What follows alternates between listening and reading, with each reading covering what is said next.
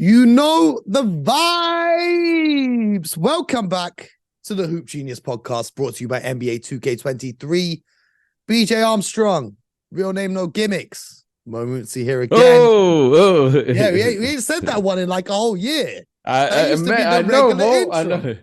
Because I'd say BJ Armstrong, and you say real name, no gimmicks, and then I don't know what happened with it, but it's back. I brought it back. I got to get. Okay. I got to get back. I got to get back on my.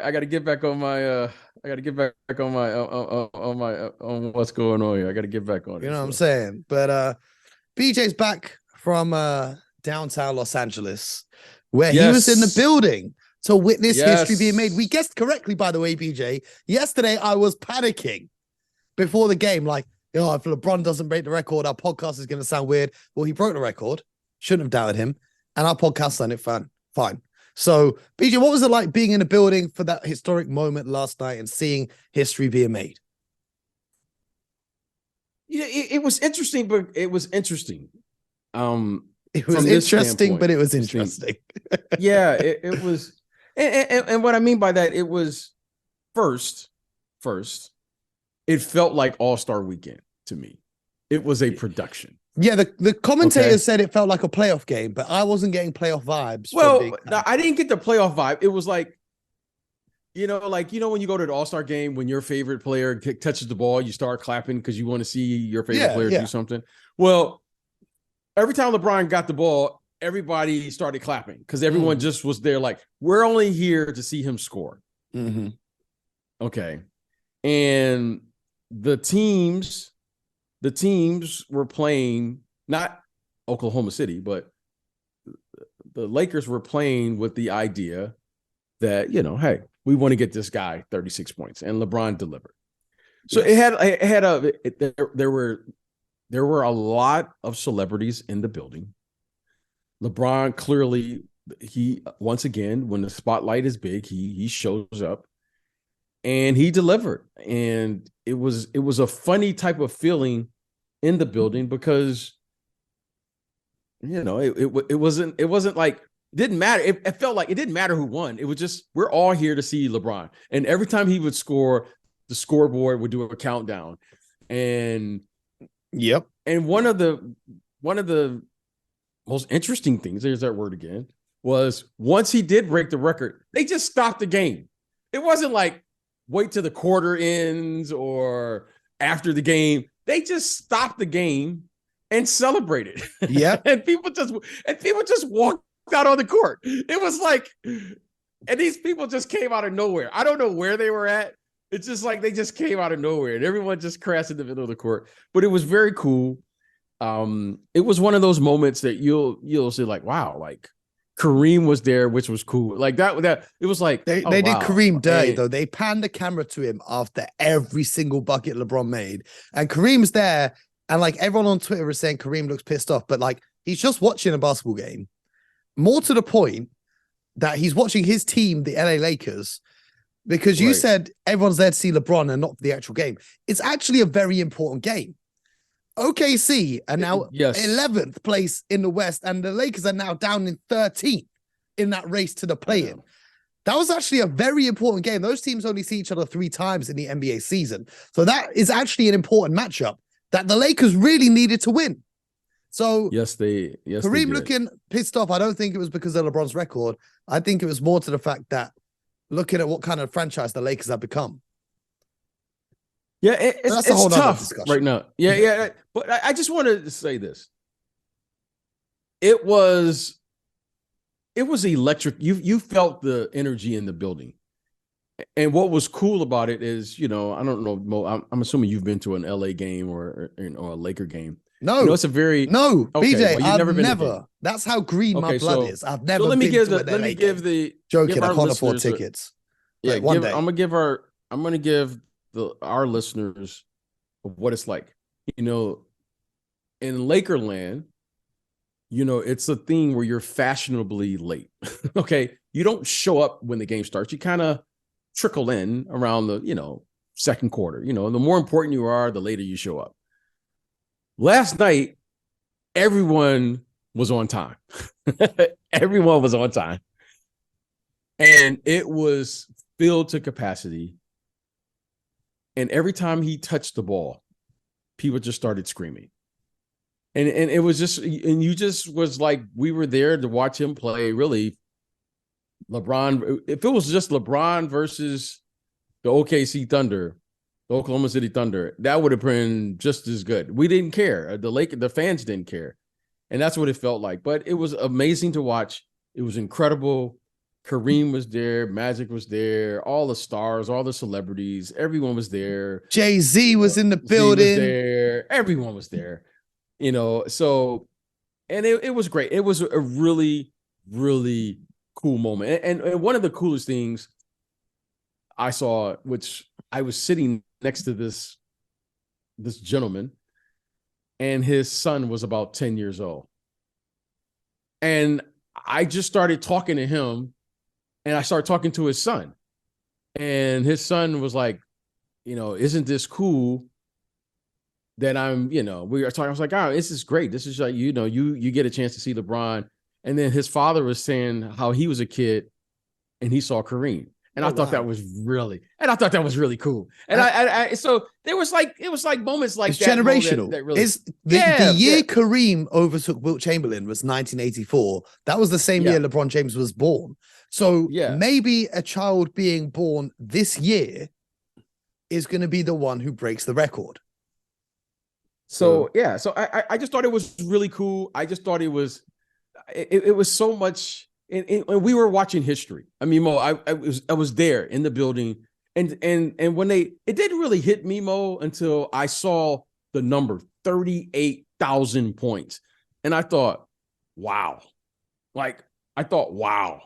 Now, what I'm going to do, Mo, here for you and our listeners is I'm going to go down in my garage, and I'm going to try to find my scouting report on LeBron James as a freshman in high school. Oh, wow. That's going to be something special. I'm going to try to find it. I'm going to go try to find, if I can find what I thought of LeBron James. And that would be 2000. When did he come in the league? 2000 in the league. He was drafted in 2003. 2003. So the scouting report will be 2002. 2000. Yeah. So I'm going to go try to find my scouting report on LeBron James for 2002 and see if I can pull that up. And I thought, wow, I've been watching him for quite some time. Speaking of scouting reports, BJ, I wrote a 2,000 and something word in-depth detailed report on just how LeBron James has evolved as a scorer and how he's managed to break that record. And I've actually published that for our beautiful listeners to actually have a read of. So if that's something that interests you, I tweeted out the link. You can check it out on hoopgenius.substack.com. They could check that out because, I really looked at how he's evolved, because when he came into the league and the player he is now, it's a completely different animal. So, right. I put that together, and I looked at a multitude of factors, and I started off my career as a writer. Most people who listen to this show, they kind of know me from the TV, or they know me from the podcast or YouTube videos. But I was actually a writer before, and I'm looking to get back into that. I'm looking to bring back the art. You know what I'm saying? Looking to bring back the art. But that's another conversation. We got to talk about the Lakers. We've talked about LeBron James and how amazing that feat is. One part that was interesting to me, why were his kids wearing Jordans to watch his dad break the record? Why couldn't you just wear LeBrons for just the day? Come on, guys. Okay. Mo, I can listen. To everyone else, he's LeBron James.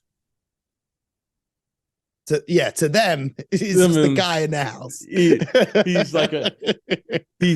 He's dad. That's it. You know what I mean? Yeah, Mo, my kids, my older kids, I told them that I played. They were born after I played, right? So they never got a chance to see me play. For them, they didn't. I don't think they believed that I played until after the Last Dance. Okay, now you're laughing, Mo, but imagine they're like, "Sure, you played, Dad. Sure." I'm not gonna lie. If I have a kid, I'm gonna see how long I can convince it that I was an NBA player before it finds out the truth that I was just a reporter. They're like, my kids are like, Dad, how did you really, put yourself on these YouTube videos? Seriously, they're joking, but not really. But now they haven't joked. Once The Last Dance came out, then that's when they said, okay. So for the kids, and I get it, like, that's just dad. I get it. That's like, hey, man, you may be whoever you are to someone else, but hey, man, dad, you're just the dad. So I get it. That's what you're supposed to do. All their friends wear Jordan. So why would imagine this, Mo? You're coming to school with your dad's shoes on. Come on.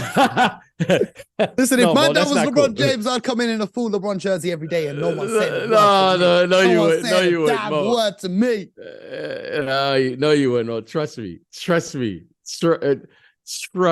You wouldn't. You wouldn't say that. You wouldn't do that. I mean, well, we got to talk about the Lakers after another loss against OKC, who actually played really well. It was good for some of those guys who go under the radar to get some of the spotlight. But breaking news or breaking reported apparent news that might happen soon, probably might happen by the time this podcast comes out. So we're going to get ahead of the curve now. The reports are coming out that Lakers, the Jazz, and the Timberwolves have been discussing a 3-team trade that would send DeAngelo Russell to Los Angeles, Mike Conley Jr. to Minnesota, and Russell Westbrook to Utah. Malik Beasley and Jared Vanderbilt have also been discussed in the framework of the deal heading to the LA Lakers. Now, here's where I stand on that. The Utah Jazz would look to buy out Russell Westbrook's contract, and he can go and sign where he pleases. Perhaps the Clippers, who we discussed, that need another ball handler, he might go in there and take in John Wall's role on that team. Or, he might head elsewhere. Charlotte are a big fan of him, and he could end up somewhere nice. Mike Conley to Minnesota, that's just, I kind of like that fit a little bit better, but that's just essentially his contract's going to come off the books eventually. But DeAngelo Russell, Jared Vanderbilt, and Malik Beasley is an absolute steal for the Lakers. I think that's a huge upgrade to their roster. What are your thoughts and reactions if that trade was to happen, B? If Malik Beasley and Jared Vanderbilt and DeAngelo Russell. Here's my thing with the Lakers. Here's my thing with the Lakers. And it's probably because I live out here. So whatever the Lakers do, Mo, whatever they decide to do, whether they do this deal, another deal, or what have you, if they do this deal, they're done for free agency. Yes. Whatever they do, yeah, they're going to be done. So in terms of flexibility, I would, if you were asking me, I would stand pat. Why? Because I don't think those 3 players, which I think they're all really good players, I think that's a upgrade to their current roster, but I don't think that pushes them over the top. I mean, you do have 30 million coming off the books with D'Lo's contract that expires, but you don't have 40 million coming off like Russ. Right, but you got to replace D'Lo. So here's the thing. If you get D'Lo and D'Lo decides to leave, now what? Yep. I hear That's what I'm saying. It's not like, all right, I mean, it's not like it's a bunch of players out there in free agency, where you're just saying we can. No, this free agent, this summer's free agents aren't the strongest class of free agents available. So again, whatever they decide to do, if they decide to do this, then this is the Lakers team. So then they're going to come to free agency, and then Laker Nation is going to say what? Yeah. Cool. You know what I mean? So whatever they decide to do, I just hope that they do it with the idea of saying, this is our team, and be committed to that. I would hold pat, because right now they're in 13th. Okay, so what? You get from 13th to what? 9th? 10? Yeah, 10. Yeah, and then you're still okay. So you did all of this for one extra play-in game. Well, their thinking is if you've got LeBron and you're in a playoff series, that LeBron could do what LeBron has done historically. But I hear where you're coming from. I hear what you're saying. It's tough this year because there's the league is wide open this year, right? There are so many teams that think they can make a push for the playoffs or make a push for the finals or whatever, that there are so many buyers and so little sellers at the trade deadline. So that team like Utah, for example, who are a seller, they have so much more leverage in these negotiations to demand more picks, or we want this team involved because we want this from them as well, than they would in a usual situation. The economy of NBA trades, the landscape of that is wildly uneven this year, in my opinion. I just want to circle back quickly, though, to the Lakers. Now, obviously, you were in the arena. I'm not sure where you were sitting, but did you see Anthony Davis whilst all of this was happening? Yeah. You must have saw the videos all over social media. Saw the video, and what's going on? There was something going on with their team. I don't know. There was something going on. And look, my background in this business after I was playing was, which I advise everyone who wants to work in sports, to whatever it is you decide to do, whether you want to be an executive or whatever, is learn how to scout. Because scouting is the foundation, right? Talent is the foundation of a franchise, of a team, and everything, marketing, whatever comes from there. So when you go to a game, you can see body language and all those things in timeouts and how people are communicating and all those things. Something was going on with their team right before halftime. If you go back and watch the game, I don't know what was going on. Do you think that some of the players were upset that they weren't actually trying to win the game and they were getting cooked by the OKC Thunder? I can't verify that. I can't verify that because it was a close game at halftime.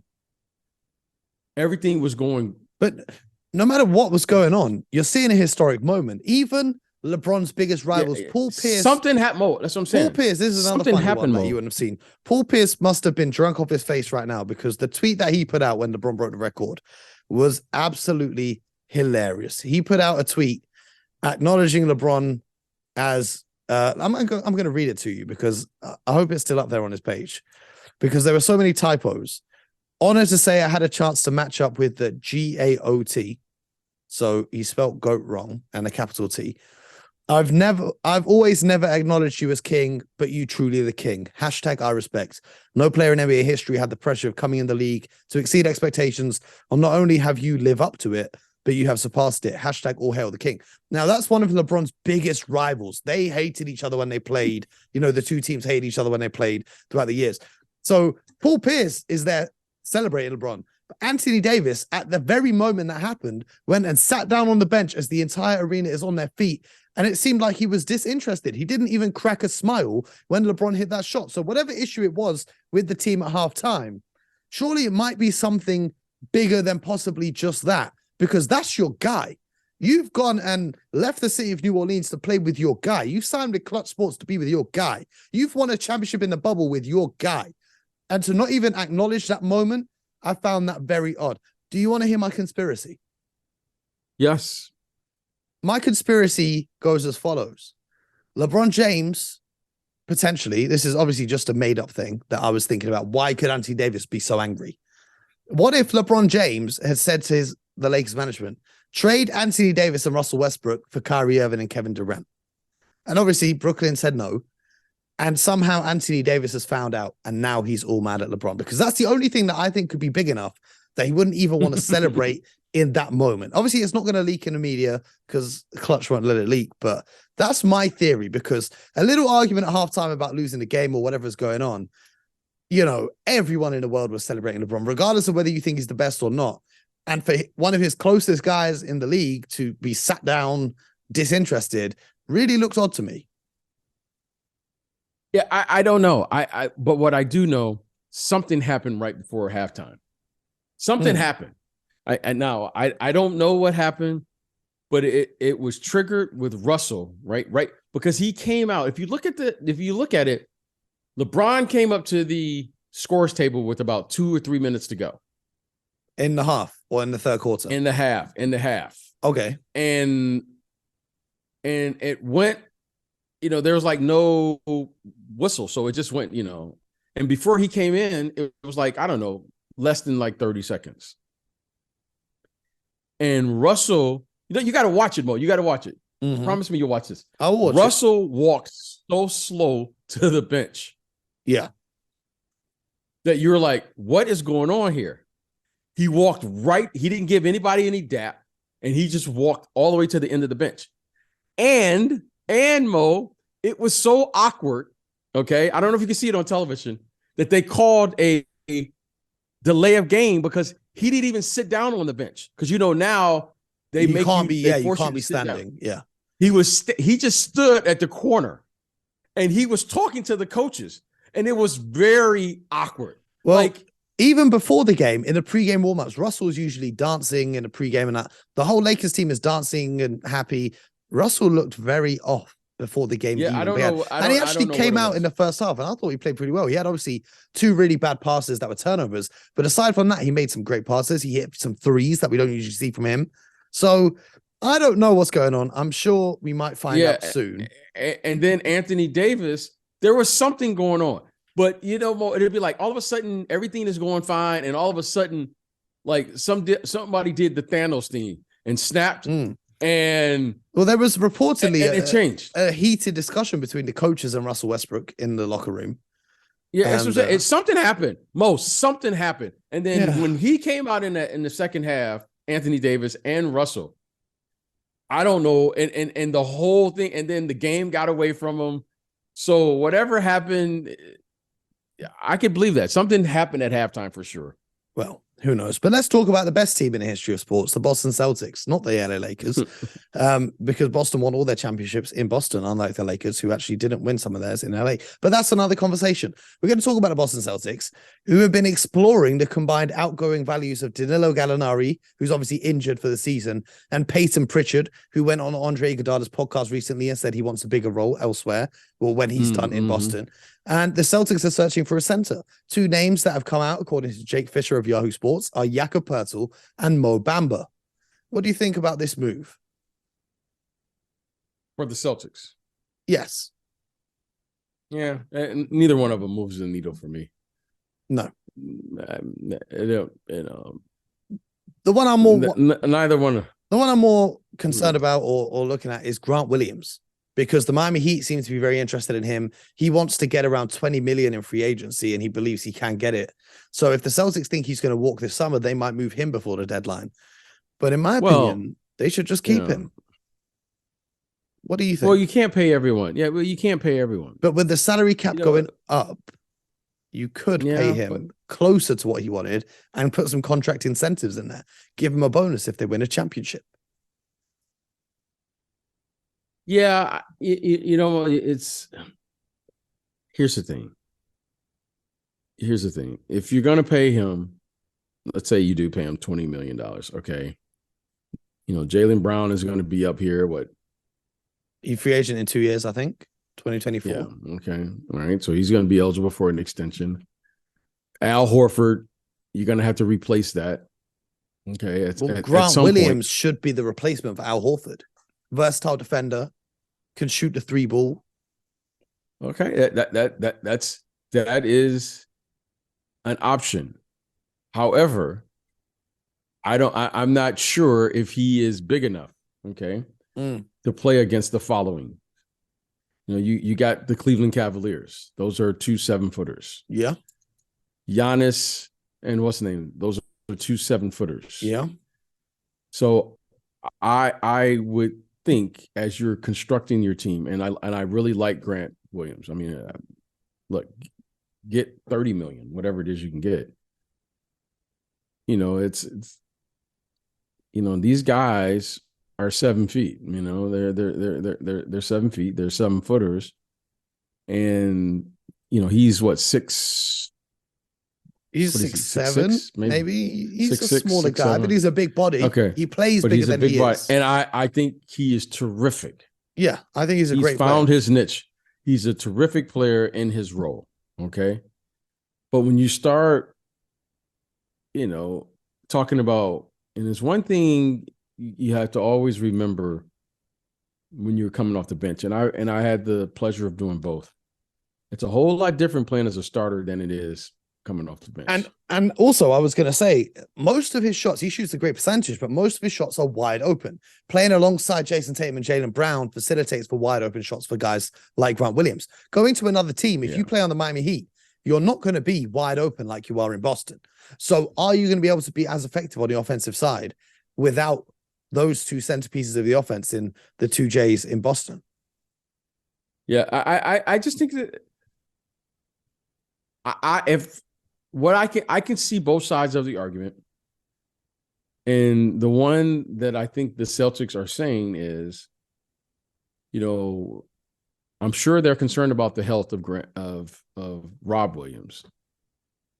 And one of the things that makes the Celtics, to me, gives them an advantage. They are a big team with Marcus Smart starting at the point guard. He's 6'4", so you got Jaylen Brown and Jason Tatum. They're both. Jason Tatum's got to be 6'10". He's got to be about 6'10". I know he listed like 6'8" or something, but he's every bit of 6'9", 6'10". He's tall. And then Al Horford is what, 6'9", 6'10". Yeah. And then Grant Williams is what, 6'10", 6'11", or somewhere around there. Rob Williams. So Rob Williams, yeah. So they're a really big team. Yeah. And they're versatile and they can play. So I think that's an advantage for them. However, if you change that with Rob Williams, you are, you got girth. Don't get me wrong. But I don't know what that does and how you're going to replace your depth. Okay. So I think, they'll figure it out. I would, for the Celtics, I hope that he stays there because that's a nice role he's carved out for himself there in Boston. And, and I just don't know how he matches up playing 30-something minutes. Not to say he can't do it against the Bam Adebayos and those guys who are frontline players. That's a different responsibility. And it looks as if what you're saying is true, that I think the Celtics have their concerns as well. Well, we're going to find out because the trade deadline is tomorrow. That means tomorrow night we're going to have to do an episode recapping the potential moves that happen at the trade deadline. And I'm sure that's going to be a very busy, very action-packed episode. So stay tuned. Don't miss a beat. And subscribe to the show. You guys know what it is. The Hoop Genius podcast. LeBron James put up 38,000 points. We're trying to get to 38,000 listeners. So share the show with a friend. We appreciate each and every one of you who shows love, and we'll be back tomorrow with more. So in the meantime, get buckets.